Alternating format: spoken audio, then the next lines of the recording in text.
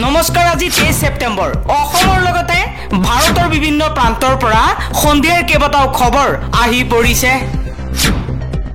এই মুহূৰ্তত জনাইছোৰা breaking news Himanta Biswa Sarma চৰকাৰে উচ্ছেদক ৰাজনৈতিক হাতিয়াৰ হিচাপে ব্যৱহাৰ কৰিছে হিমন্ত বিশ্ব শৰ্মাৰ বিৰুদ্ধে হৰপ হৈ এই মন্তব্য কৰিছে বিধায়ক আব্দুৰ ৰছিদ মণ্ডলে কৈছে হিমন্ত বিশ্ব শৰ্মাৰ চৰকাৰে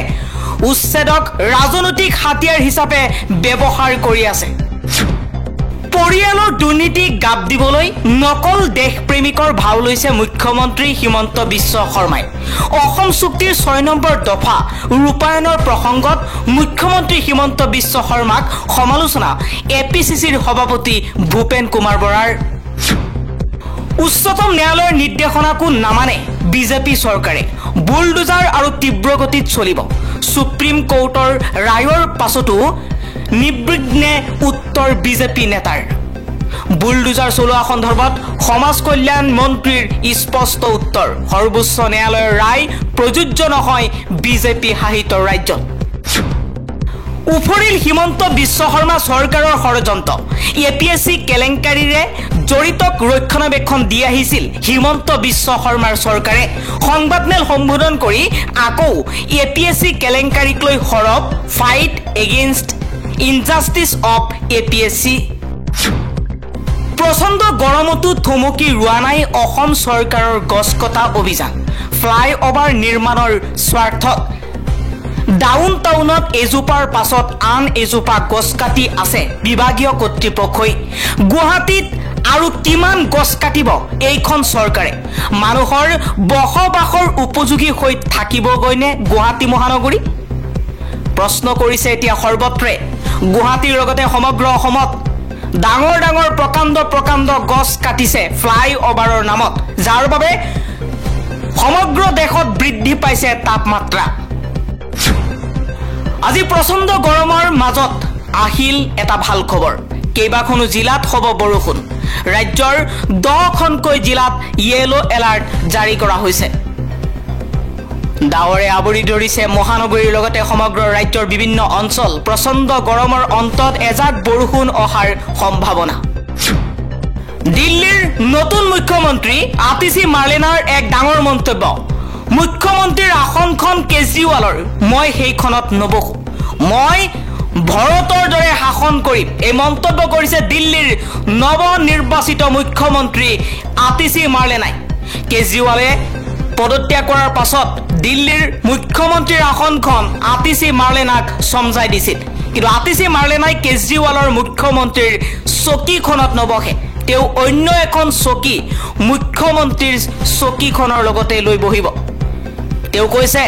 মই সেইখনত নবহো মই ভাৰতৰ দৰে শাসন কৰিম বিজেপি চৰকাৰৰ বিৰুদ্ধে হৰপ হৈ পৰিছে কংগ্ৰেছ নেতা ৰাহুল গান্ধীয়ে কৈছে বিজেপিয়ে যিমানে মিছা প্ৰচাৰ নকৰক কিয় সংৰক্ষণৰ ওপৰত আমি প্ৰভাৱ পেলাব নিদিও আমি সেই পৰ্যন্ত আমি ৰৈ নাথাকো যেতিয়ালৈকে জাতি গণনা নহয় সংৰক্ষণত 50% সীমা অতিক্ৰম কৰিব নোৱাৰে লোকপিয়লৰ পৰা পোৱা তথ্য ভৱিষ্যতৰ নীতিৰ আধাৰ হ'ব নোৱাৰে বুলি মন্তব্য কৰিছে কংগ্ৰেছ নেতাগৰাকী সমগ্ৰ দেশতে নিবনুৱা সমস্যা বিয়পাইছে নৰেন্দ্ৰ মোদীয়ে এইবোৰৰ দ্বাৰা দেশৰ 2-3 কোটিপতিহে উপকৃত হৈছে এফালে নৰেন্দ্ৰ মোদী চৰকাৰে 2-1 কোটিপতিৰ 16 লাখ কোটি টকাৰ ঋণ ৰেহাই দিছে আনফালে বিমুদ্ৰাকৰণ আৰু জিএছটিৰ ভুল ৰূপায়ণৰ ফলত ক্ষুদ্ৰ ব্যৱসায়ী আৰু এমএছএমইএছ সমূহ ধ্বংস কৰি দিলে ইয়াৰ ফলত আজি দেশৰ কতো কৰ্মসংস্থাপনৰ সৃষ্টি হোৱা নাই বিৰোধী দলপতি ৰাহুল গান্ধীৰ এই মন্তব্য জম্মু কাশ্মীৰত আজি ভাষণত তেওঁ কৈছে সমগ্ৰ দেশতে নিবনুৱা সমস্যা বিয়পাই দিছে নৰেন্দ্ৰ মোদীয়ে এইবোৰৰ দ্বাৰা দেশৰ 2-3 কোটিপতিকহে উপকৃত কৰাইছে নৰেন্দ্ৰ মোদীয়ে ৰাহুল গান্ধীয়ে কৈছে যে এফালে মোদী চৰকাৰে 2-1 কোটিপতিৰ 16 লাখ কোটি টকাৰ ঋণ ৰেহাই দিলে আনফালে বিমুদ্ৰাকৰণ টকা সলনি কৰি আৰু জিএছটিৰ ভুল ৰূপায়ণৰ ফলত ক্ষুদ্ৰ ব্যৱসায়ী সমূহ ধ্বংস কৰি পেলালে এবাৰ দৰং জিলাত এক ভয়ংকৰ ঘটনা সংঘটিত হৈছে দৰঙৰ পদুমপুখুৰী হাইস্কুলত ভয়ংকৰ ঘটনা 10ম শ্ৰেণীৰ ছাত্ৰৰ প্ৰসাৰত 9ম শ্ৰেণীৰ ভৱেশ ডেকা নামৰ যুৱকজনৰ ছাত্ৰজনৰ মৃত্যু হৈছে শ্ৰেণীকোঠাতে সংঘটিত হৈছিল ভয়ংকৰ ঘটনা দৰঙৰ পদুমপুখুৰী হাইস্কুলত ভয়ংকৰ ঘটনা 10ম শ্ৰেণীৰ ছাত্ৰৰ প্ৰসাৰত 9ম শ্ৰেণীৰ ভৱেশ ডেকাৰ মৃত্যু হৈছে উচ্চতম ন্যায়ালয়ৰ গুৰুত্বপূৰ্ণ নিৰ্দেশনা এতিয়াৰে পৰা শিশু পৰ্নোগ্ৰাফি চোৱা আৰু ডাউনলোড কৰাটো গণ্য কৰা হ'ব অপৰাধ ৰূপে তেনে ব্যক্তিৰ বিৰুদ্ধে পক্সো আইনৰ অধীনত ৰুজু কৰা হ'ব গোচৰ উচ্চতম ন্যায়ালয়ে সদৰি কৰিছে এই ঐতিহাসিক ৰায়দান এতিয়াৰ পৰা শিশু পৰ্নোগ্ৰাফি চোৱা আৰু ডাউনলোড কৰাটো গণ্য কৰা হ'ব অপৰাধ ৰূপে তেনে ব্যক্তিৰ বিৰুদ্ধে পক্সো আইনৰ অধীনত ৰুজু কৰা হ'ব গোচৰ আৰু কঠোৰৰ পৰা কঠোৰ শাস্তি বিহা হ'ব বুলি আজি ৰায়দান দিয়ে উচ্চতম ন্যায়ালয় 24 ছেপ্টেম্বৰৰ পৰা 27 ছেপ্টেম্বৰলৈ গুৱাহাটী মহানগৰীৰ সকলো শিক্ষানুষ্ঠান বন্ধৰ ঘোষণা প্ৰচণ্ড গ্ৰীষ্ম প্ৰবাহৰ বাবে এই নিৰ্দেশনা ব্যক্তিগত খণ্ডৰ শিক্ষানুষ্ঠানৰ ক্ষেত্ৰতো প্ৰযোজ্য হ'ব ট্ৰেডিঙৰ নামত প্ৰবঞ্চনাৰে কোটি কোটি টকা আত্মসাৎ কৰা দেৰগাঁৱৰ ভাস্কৰ ভূষণ বৰুৱাক গ্ৰেপ্তাৰ সুমি বৰা তাৰ্কিক বৰা স্বপ্ননীল দাসৰ উপৰিও আন এজন যুৱকক গ্ৰেপ্তাৰ কৰা হৈছে ট্ৰেডিং প্ৰবঞ্চনাৰ সৈতে জড়িত আছিল আৰু কোটি কোটি টকা আত্মসাৎ কৰা দেৰগাঁৱৰ যুৱক ভাস্কৰ ভূষণ বৰুৱাক গ্ৰেপ্তাৰ কৰা হৈছে এই প্ৰবঞ্চনাৰ জাল পেলাই এই প্ৰবঞ্চকে কোটি কোটি টকা আত্মসাৎ কৰিছিল আজি ট্ৰেডিঙৰ নামত প্ৰবঞ্চনাৰ বাবে কোটি কোটি টকা আত্মসাৎ কৰাৰ বাবে দেৰগাঁও আৰক্ষীয়ে গ্ৰেপ্তাৰ কৰিছে 4জনকৈ বাংলাদেশীক গ্ৰেপ্তাৰ কৰা হৈছে হিমন্ত বিশ্ব শৰ্মাই আজি ফেচবুকৰ এটা পোষ্টৰ জৰিয়তে এই কথা ঘোষণা কৰিছে হিমন্ত বিশ্ব শৰ্মাই কৈছে অনুপ্ৰৱেশৰ বিৰুদ্ধে আমি সম্পূৰ্ণৰূপে সজাগ আৰু সচেতন হৈ আছো কৰিমগঞ্জৰ ভাৰত বাংলাদেশ সীমান্তত আমাৰ অসম আৰক্ষীয়ে সোহিল হাৱালদাৰ শাহ আলম সৌৰভ হাৱালদাৰ আৰু মোহাম্মদ কাছাৰ নামৰ 4গৰাকীকৈ বাংলাদেশী অনুপ্ৰৱেশকাৰীক আটক কৰে আৰু পাছত তেওঁলোকক সীমান্তৰ সিপাৰে বাংলাদেশলৈ ঘূৰাই পঠিয়ায় দিনে নিশাই অহৰহ সীমান্তত পহৰা দি অনুপ্ৰৱেশ ৰোধ কৰাৰ বাবে সেৱা আগবঢ়োৱা আমাৰ আৰক্ষীৰ কৰ্মৰ শলাগ ললো বুলি মন্তব্য কৰিছে মুখ্যমন্ত্ৰী হিমন্ত বিশ্ব শৰ্মাই মুখ্যমন্ত্ৰী হিমন্ত বিশ্ব শৰ্মাই কৈছে যে কোনো ক্ষেত্ৰত আমাৰ ভাৰতত কোনো অনুপ্ৰৱেশকাৰী সোমাবলৈ নিদিও মুখ্যমন্ত্ৰী হিমন্ত বিশ্ব শৰ্মাৰ বিৰুদ্ধে ফেচবুকত লিখিলেও জেললৈ যাব লাগে কবিতা লিখিলেও জেললৈ যাব লাগে ৰাহুল গান্ধীক লৈ বিজেপি নেতাই কৰা আপত্তিজনক মন্তব্যৰ পিছতেই লখিমপুৰ আৰক্ষী থানাত এজাহাৰ দাখিল কৰি এই মন্তব্য কৰিছে এপিচিচিৰ সভাপতি ভূপেন কুমাৰ বৰাই ভূপেন বৰাই কৈছে যে হিমন্ত বিশ্ব শৰ্মাৰ বিৰুদ্ধে ফেচবুকত লিখিলেই জেলত যাব লগা হয় কবিতা লিখিলেও জেলত যাব লাগে ৰাহুল গান্ধীক মুকলিকৈ মৃত্যুৰ হত্যাৰ ভাবুকি দিয়া বিজেপি নেতাৰ বিৰুদ্ধে কোনো ব্যৱস্থা গ্ৰহণ নকৰে কিয় এজাহাৰ দাখিল কৰি লখিমপুৰ আৰক্ষী থানাত এপিচিচিৰ সভাপতি ভূপেন কুমাৰ বৰাৰ এই মন্তব্য এখন দেশত দুখন আইন কেনেকৈ হ'ব পাৰে হিমন্ত বিশ্ব শৰ্মাৰ ক্ষেত্ৰত যি আইন ৰাহুল গান্ধীৰ ক্ষেত্ৰতো একেই আইন হ'ব লাগে বুলি মন্তব্য কৰিছে ভূপেন কুমাৰ বৰাই কোনো কাৰণতে স্মাৰ্ট মিটাৰ আমি নলওঁ এবাৰ স্মাৰ্ট মিটাৰক লৈ সৰব হৈ পৰিছে সমগ্ৰ অসমৰ লগতে যোৰহাটৰ জনগণ কৃষক মুক্তি সংগ্ৰাম সমিতিৰ নেতা বিদ্যুৎ শইকীয়াই কৈছে যে আমি স্মাৰ্ট মিটাৰ ঘৰত নলগাও স্মাৰ্ট মিটাৰৰ জৰিয়তে আদানীৰ দ্বাৰা হিমন্ত বিশ্ব শৰ্মাই দেশৰ জনতাৰ ওপৰত শোষণ কৰিছে গতিকে আমি এই শোষণ কৰা বন্ধ কৰিব লাগিব আমি প্ৰত্যেকজন মানুহেই ঘৰৰ পৰা স্মাৰ্ট মিটাৰ দলিয়াই পেলাই দিব লাগিব আগতে 100-150-200 টকা আহিছিল আমাৰ বিদ্যুতৰ বিল আৰু স্মাৰ্ট মিটাৰ লগোৱাৰ পাছৰ পৰা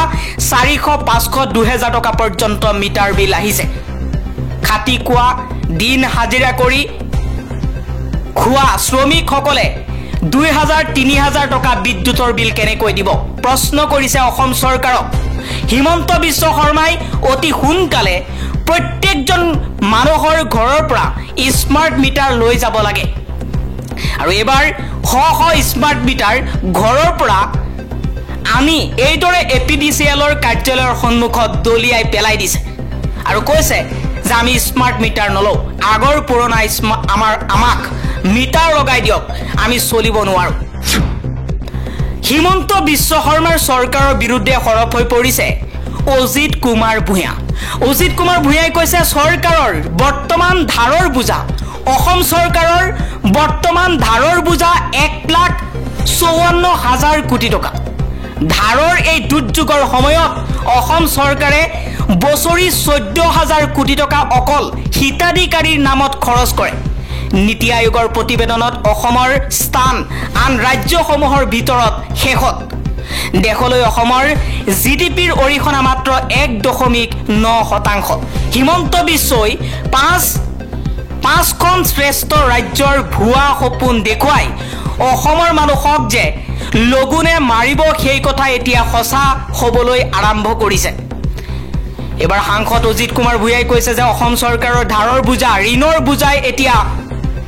অতিক্ৰম কৰিছে 1,54,000 কোটি টকা প্ৰতি বছৰে অসম চৰকাৰে 14,000 কোটি টকা কেৱল মাত্ৰ হিতাধিকাৰীৰ নামত খৰচ কৰিছে অসমৰ জিডিপিৰ অৰিহণা মাত্ৰ সমগ্ৰ ভাৰতৰ ভিতৰত 1.9% লগতে অজিত কুমাৰ ভূঞাই কৈছে হিমন্ত বিশ্বই 5খন শ্ৰেষ্ঠ ৰাজ্যৰ ভুৱা সপোন দেখুৱাইছিল আৰু অসমৰ মানুহক যে লগুনে মাৰিব সেই কথা এতিয়া সঁচা হ'বলৈ আৰম্ভ কৰিছে 6 জনগোষ্ঠীৰ জনজাতিকৰণৰ দাবীত নতুন দিল্লীত প্ৰতিবাদী কাৰ্যসূচী 6 জনগোষ্ঠী ঐক্য মঞ্চৰ অসমৰ এক জ্বলন্ত সমস্যা 6 জনগোষ্ঠীৰ জনজাতিকৰণৰ বিষয়ক লৈ দীৰ্ঘদিনৰ পৰা প্ৰতিবাদ আলোচনা চলি আহিছিল যদিও কেন্দ্ৰ আৰু ৰাজ্য চৰকাৰে অসমৰ 6 জনগোষ্ঠীক মাহিয়াইৰ চকুৰে চোৱা পৰিলক্ষিত হৈছে 6 জনগোষ্ঠী ঐক্য মঞ্চৰ উদ্যোগত নতুন দিল্লীৰ যন্তৰ মন্তৰত 23 ছেপ্টেম্বৰ তাৰিখে এক প্ৰতিবাদী কাৰ্যসূচীৰ জৰিয়তে পুনৰবাৰ বিজেপি নেতৃত্বাধীন কেন্দ্ৰ আৰু ৰাজ্য চৰকাৰক দেশৰ ৰাজধানীৰ পৰা 6 জনগোষ্ঠীক শীঘ্ৰেই জনজাতিকৰণৰ দাবী প্ৰদান কৰি সকীয়াই দিয়ে দবাত ভাৰতৰ ইতিহাস প্ৰথমবাৰৰ বাবে দবা অলিম্পিকত পুৰুষ আৰু মহিলা উভয় শাখাতে স্বৰ্ণ জয় ভাৰতৰ ৰমেশ বাবু প্ৰজ্ঞানন্দ আৰু বৈশালীহতৰ দমনীয় প্ৰদৰ্শনেৰে দবাত ইতিহাস ৰচিলে ভাৰতে প্ৰথমবাৰৰ বাবে দবা অলিম্পিয়াডৰ পৰা ভাৰতলৈ আহিল দুটাকৈ স্বৰ্ণ পদক পুৰুষ আৰু মহিলা উভয় দবাতে ভাৰতে সোণৰ পদক লাভ কৰিবলৈ সক্ষম হৈছে উল্লেখ্য যে 2 বছৰ পূৰ্বে ভাৰতত অনুষ্ঠিত হৈছিল দবা অলিম্পিয়াড কিন্তু সেইবাৰ ব্ৰঞ্জৰ পদক লাভ কৰিয়েই ভাৰতে সন্তুষ্ট থাকিবলগীয়া হৈছিল এইবাৰ হাংগেৰীৰ বুডাপেষ্টত অনুষ্ঠিত হৈছে দবা অলিম্পিয়াড ভাৰতীয় পুৰুষৰ দলটোত আছিল ডি গুকেশ ৰমেশ বাবু প্ৰজ্ঞানন্দ অৰ্জুন এৰিগাইছি পেণ্টালা হৰিকৃষ্ণ আনহাতে মহিলাৰ দলটোত আছিল ৰমেশ বাবু বৈশালী হৰিকা দ্ৰোণাৱলী দিব্য দেশমুখ তনয়া সচদেৱ পুৰুষৰ প্ৰতিযোগিতাৰ প্ৰথম 8টা ৰাউণ্ডত ভাৰতে জয়লাভ কৰে কিন্তু পৰৱৰ্তী ৰাউণ্ডত উজবেকিস্তানৰ সৈতে ড্ৰ হয় 10ম ৰাউণ্ডত ভাৰতে পুনৰ আমেৰিকাক পৰাস্ত কৰে প্ৰজ্ঞানন্দৰ দলটোৱে অন্তিম ৰাউণ্ডত স্লোভেনিয়াক পৰাস্ত কৰি স্বৰ্ণ পদক লাভ কৰে